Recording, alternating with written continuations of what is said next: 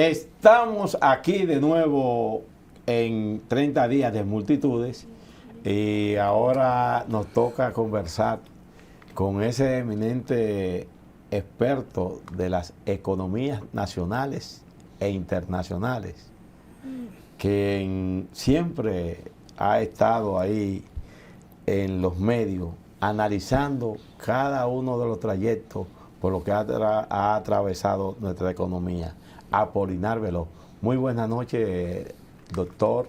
Gracias. ¿Cómo está usted? Buenas noches, Domingo. Buenas noches, Terrero. Gracias por la invitación y Sí, estoy a su disposición. Sí, no, usted sabe que en estos meses el tema primordial es si se hace o no una reforma a la situación económica del país a través de nuevos impuestos.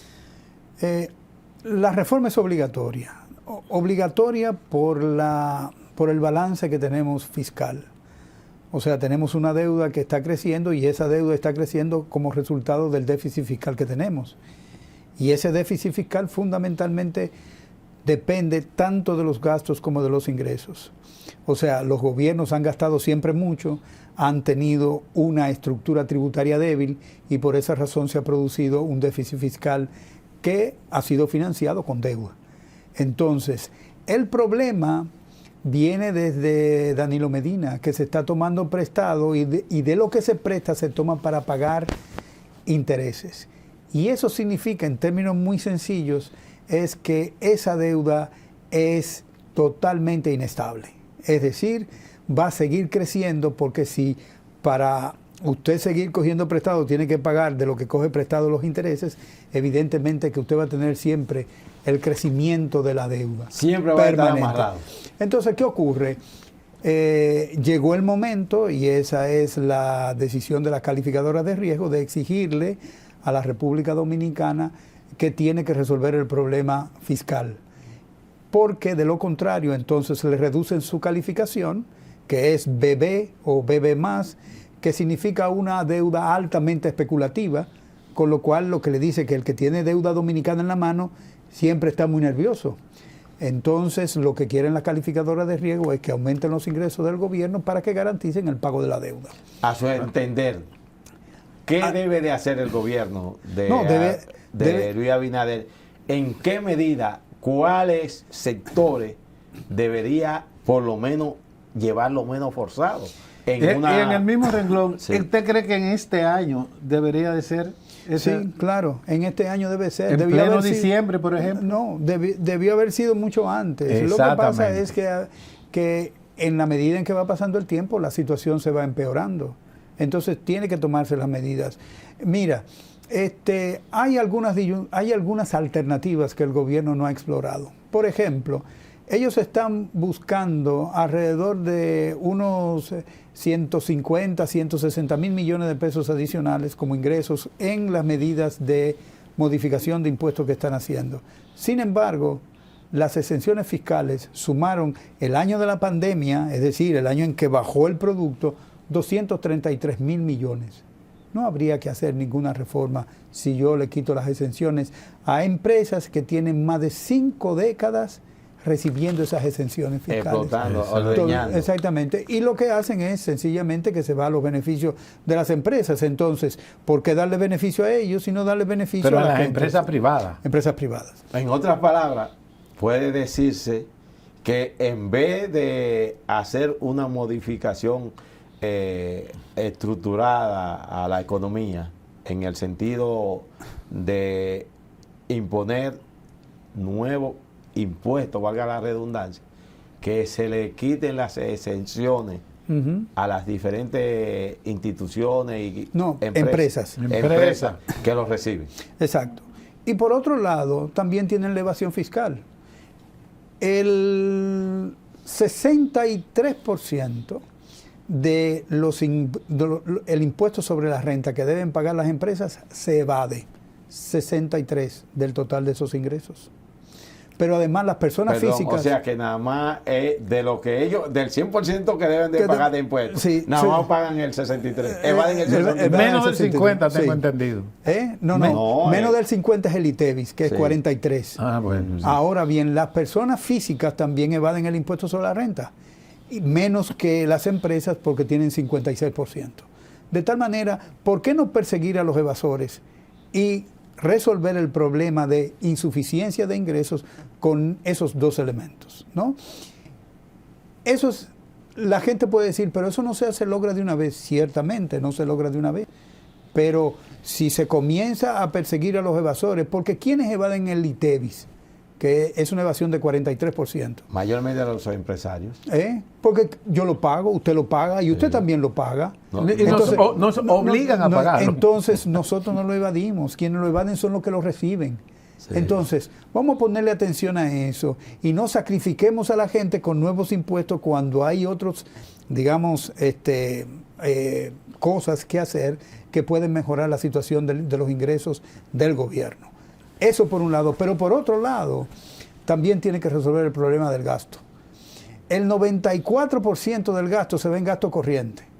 Y de ese gasto corriente, el 32% se ve en pago de deuda.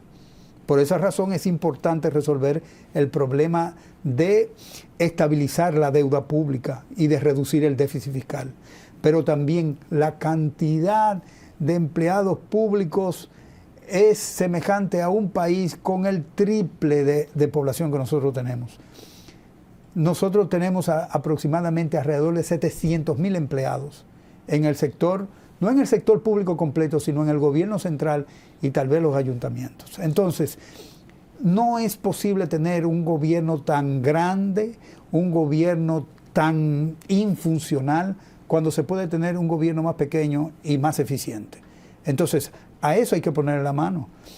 Las exenciones que se le dan al sector eléctrico, que son el resultado de pérdidas, ¿no?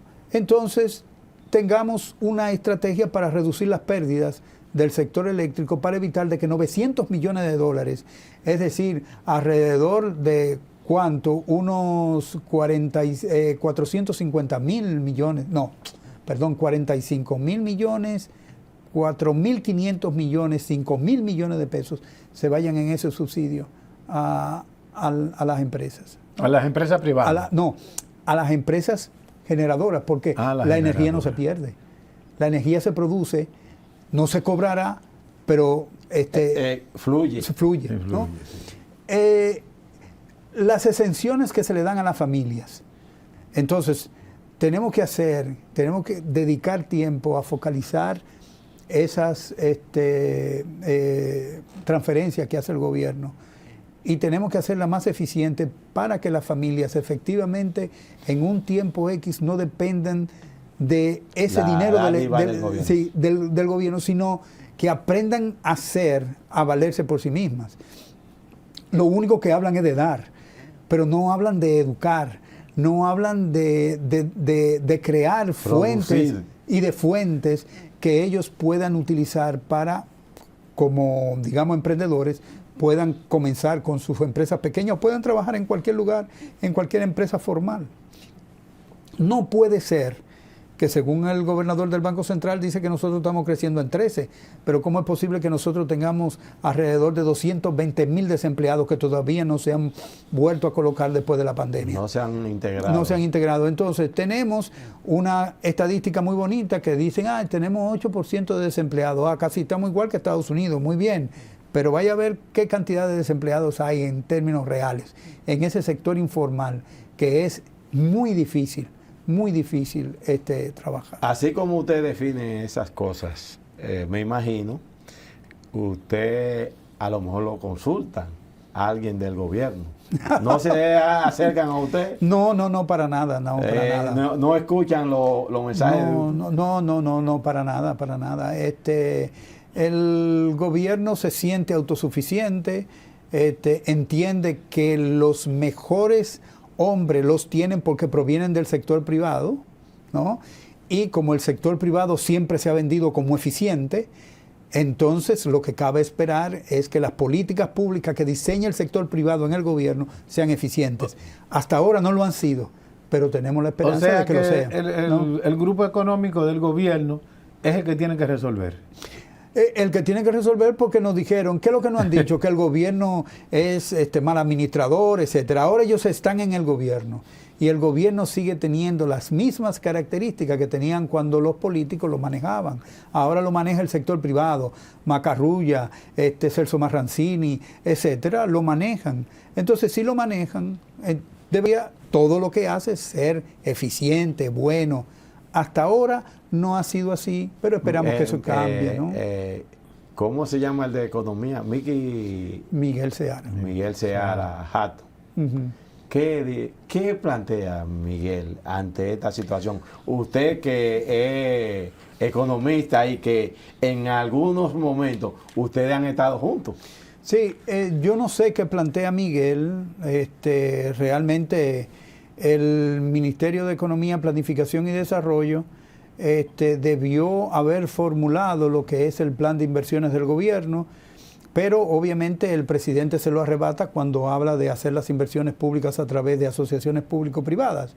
De tal manera que esa fue una decisión presidencial para beneficiar al sector privado y ese ministerio que ha acumulado una experiencia importante en la administración de la inversión pública ha quedado prácticamente sin funciones. Aislado. Aislado en ese sentido. Probablemente que tenga otras participaciones en decisiones del gobierno, pero eso yo no lo sé. Pero lo que sí se sabe es que lo fundamental de ese ministerio, que es la administración de la inversión pública, ahora está en manos privadas. Y se han anunciado muchísimos proyectos de inversión. Y usted ve al presidente dando Picasso prácticamente todas las semanas. A pesar de todo eso, el gasto en inversión durante este periodo ha sido 5% del gasto. 5%. Y de los ahorros que el gobierno ha hablado, de que ha obtenido tantos millones por aquí, tantos millones, ¿qué ha pasado? Mire, cuando usted hace un presupuesto y lo hace bien hecho, normalmente lo que ocurre es que a usted le falte un poco de dinero, ¿no? Si el presupuesto está bien hecho, usted tiene calculadas todas las actividades y lo que va a gastar en cada una de ellas, porque el presupuesto lo que significa es determinar qué es lo que usted persigue, cómo lo puedo hacer y cuánto me cuesta cada una de las actividades que debo desarrollar para conseguir lo que quiero. Si el director de presupuesto dice que se economizó cuando el presupuesto ha sido bien hecho, eso quiere decir que no lo ha gastado en lo que dijo que iba a gastar. Entonces eso no es economía. Usted dejó de realizar proyectos. Usted dejó de satisfacer necesidades o de una institución o de la población. Es decir, en el caso de que la población fuera el sujeto de la política presupuestaria, y usted dejó de hacer cosas y dejó de suplir servicios del gobierno. Entonces, usted puede economizarse por dos razones en un presupuesto. O porque hace el presupuesto mal hecho y ese presupuesto no responde justamente a las necesidades del ministerio y de los objetivos que ese ministerio tiene en relativo a la población, o sencillamente usted está dejando de hacer las cosas que prometió que iba a hacer en ese presupuesto, pero no se economizó nada. Si se economizó, lo hizo mal. Sí, en un caso hipotético, asumiendo que el presidente Luis Abinader le dijese a usted, dame 4 medidas que tú creas que yo deba de implementar para enderezar o salvar la economía, ¿qué usted le sugeriría? Lo primero que yo le diría al presidente, que en la reforma fiscal haga justamente lo que había mencionado antes, o sea, elimine la evasión fiscal, primero comience un programa de eliminación de la... Aquí se saben quiénes son los evasores, o sea, lo que no lo sabemos somos usted y yo, y Terrero no lo sabe, pero el gobierno sí lo sabe, DGI sabe quiénes son. Entonces comience a reducir la evasión y comience a reducir la elusión fiscal, que son, digamos, contenidos de la ley que permite evadir impuestos. Entonces, elimine todos esos huecos que tiene la ley, elimine la evasión y elimine las exenciones fiscales. Con eso usted resuelve el problema del presupuesto de este año, sin tocar los impuestos todavía. Los impuestos los vamos a tocar más tarde. Porque no es posible que a usted le digan, usted clase media que gana más de 70,000 pesos al año, que a usted le van a subir el impuesto sobre la venta de las rentas de 25 a 35%. A usted no le pueden quitar, si hay justicia fiscal, más dinero cuando hay gente que no le está pagando al gobierno. Ni un kiki, como diría. Entonces, es injusto eso. No es posible que usted le pida a gente mayores sacrificios cuando otros han vivido por 5 décadas tranquilamente con exenciones fiscales sin pagar su contribución al crecimiento y al desarrollo de la economía. Pero a la luz de lo que usted dice, entonces yo podría llegar a la conclusión que en su planteamiento de una fórmula para resolver el problema económico que tenemos los dominicanos, no hacer la reforma fiscal y caerle atrás o sea, la reforma fiscal usted tiene que hacerla, porque la reforma fiscal no es solamente impuestos, es gastos también. Y usted puede resolver el problema de cómo gastar mejor y eficientemente. Hacen falta en algunas cosas, pero hay otros elementos también que se le puede decir al presidente. El Banco Central puede financiar perfectamente al gobierno. Obviamente la ley monetaria y financiera dice que no se le puede prestar un peso al Banco Central, del Banco Central al gobierno central, porque la ley solamente lo permite en casos excepcionales, un terremoto, un ciclón, y entonces sí. Pero sin embargo, el Banco Central puede hacer inversiones en papeles que emita, deuda que emita el gobierno. En lugar de dársela de que el Banco Central emita un montón de papeles que lo tiene el sector privado. No es inorgánico. De esos papeles, o sea, bonos del Banco Central, esos bonos los financia el gobierno, pero lo tiene el sector privado ganando beneficios, y ganando los bancos ganando beneficios. Porque el Banco Central lo emite a 10 y los bancos centrales te lo venden a ti o a ti a 7.30%. Se ganan 2.70 y no han puesto un chele. ¿Está bien? Entonces, si hay necesidad de dinero, que la tesorería emita bonos. Los bonos se los compra el Banco Central. El Banco Central está haciendo una inversión, porque cuando el Banco Central coge esos bonos, el Banco Central le va a pagar los intereses al Banco Central y tiene un ingreso. Sabemos todos que el Banco Central tiene un déficit patrimonial todos los años y un déficit operativo.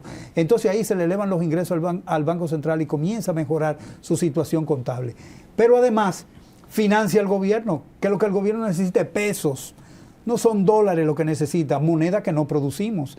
Entonces esos pesos le permiten al gobierno gastar más fácilmente. Y además cuando lo tenga que pagar no tiene que buscar dólares, tiene que buscar pesos.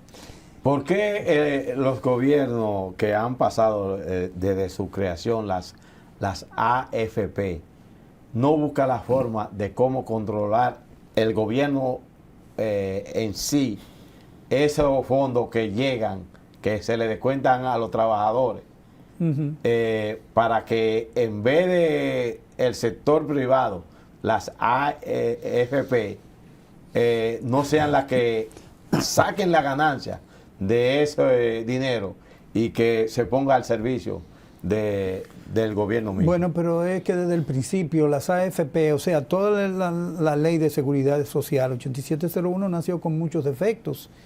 Incluso hay una empresa que se llama Unipago, que no está ni siquiera contemplada en la ley, que cobra solamente por recibir los pagos de los beneficiarios de ese sistema. Y eso está funcionando, y lo sabe todo el mundo, y saben que es ilegal, pero está funcionando. ¿Y usted cree que se puede dar el 30% a los trabajadores? No el 30%, deberían darle el 40%, el 50%. ¿Tú sabes por qué? Al principio yo pensé que era una medida incorrecta, porque cuando usted le sacaba el 30% y se lo devolvía a los trabajadores, usted lo que estaba haciendo era reduciendo la cantidad de ahorro. A reducir la cantidad de ahorro, cuando usted lo multiplica por la tasa de interés, le da menos dinero para que usted gaste en el futuro. Con lo cual yo entendía que era malo.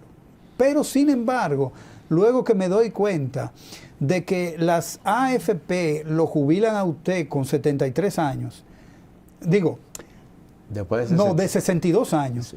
Y ellos tienen una estimación de que usted puede durar hasta 73. En el mejor de los casos, usted solamente cobraría 11 años de todo lo que ha colocado ahí.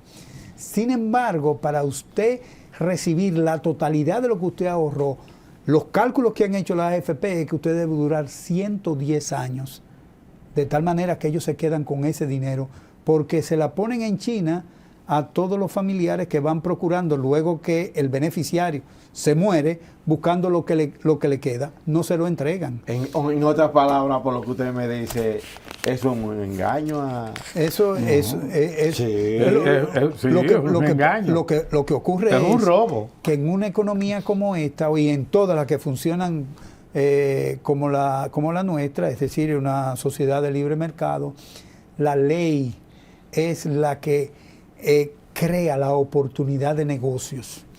Entonces la ley creó esas oportunidades de negocio, por eso es muy necesario modificar esa ley. Antes de irnos, se dice que son los empresarios que tienen parado la ley. O sea, la no modificación. Sí, la no modificación. No, pero ellos tienen el interés de que obviamente no se le toque, porque se le va a tocar a sus ganancias. Pero tú no puedes, digamos, por la ganancia de unos pocos, sacrificar a la mayoría de la población. Yo creo que sí. O sea, el gobierno tiene que actuar. Y tiene que actuar en beneficio de la mayoría. Los gobiernos, los políticos, normalmente actúan para beneficiar a la mayoría. Y esas son las políticas públicas. La diferencia de este gobierno es que los empresarios son los que están haciendo las políticas públicas y su visión es una visión individual, es una visión de ganancia individual. Y en el gobierno, sí, y en el gobierno se hacen políticas públicas para beneficiar a toda la población. Esa es la ley de los empresarios, ganar entonces, y ganar, sí, más nada. Entonces, nunca ese es el problema. A la luz de esas expresiones suyas, ¿cómo usted entonces ve el futuro de la economía en base a lo que usted está percibiendo en estos momentos? Mira, no solamente la economía dominicana está atravesando por una situación difícil, otras economías están también pasando por el mismo momento y dependerá de las políticas públicas que implementen los gobiernos para enfrentar la situación que particularmente tienen cada uno de los gobiernos y particularmente este tiene una reforma fiscal pendiente que debe hacer, tiene pendiente una modificación de la ley de seguridad social, pero fíjate una cosa, si no modifica esa ley y los que se van a retirar no tienen por la razón que sea suficiente dinero para el retiro, porque el pasivo actuarial que tienen no lo pueden cumplir, el último responsable es el gobierno y eso le haría mucho daño a la situación económica y financiera del gobierno. Entonces tienen que tener mucha cuenta, o sea, el gobierno tiene que tomar medidas que son muy pesadas, pero las tiene que tomar porque no tiene de otra, si quiere obviamente hacer un gobierno relativamente bueno. Finalmente, por ahora, porque yo sé que usted va a volver otro día, ¿cómo usted define en estos momentos el aparato productivo de República Dominicana? ¿Cómo usted lo vislumbra? No, el aparato productivo evidentemente que ha sufrido por la cuestión de la pandemia, no porque haya habido daños en la estructura productiva, o sea, en las maquinarias, en los edificios, no ha habido eso. No, a diferencia cuando ocurre un terremoto, cuando ocurre un ciclón que daña la infraestructura y eso tiene impacto sobre la producción.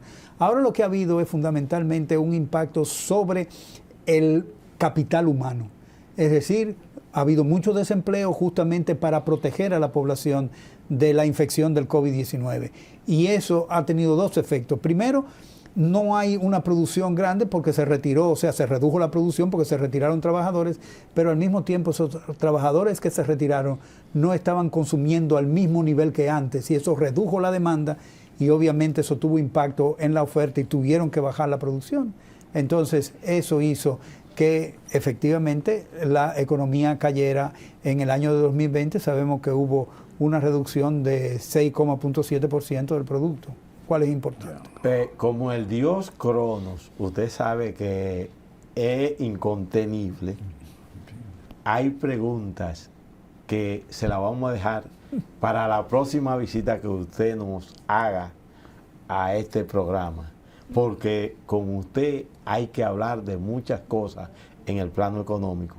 y no en un corto tiempo no podemos abordar todos esos temas, incluyendo, que le voy a adelantar la pregunta desde ahora, ¿cómo usted ve las ganancias del empresariado nacional con miras a la explotación de los trabajadores trabajando virtualmente? Pero eso usted me lo va a contestar después y vamos a extenderle esa invitación para dentro de unas cuantas semanas para que No es si abordemos quiere, todo que eso. puede ser en la próxima semana. Y nos vamos hacia arriba y gracias al licenciado Apolinar Veloz, quien ha estado con nosotros y que estamos satisfechos con la forma clara con que se ha dirigido sobre los temas. Gracias, Muchas Domingo, y gracias, Valentín.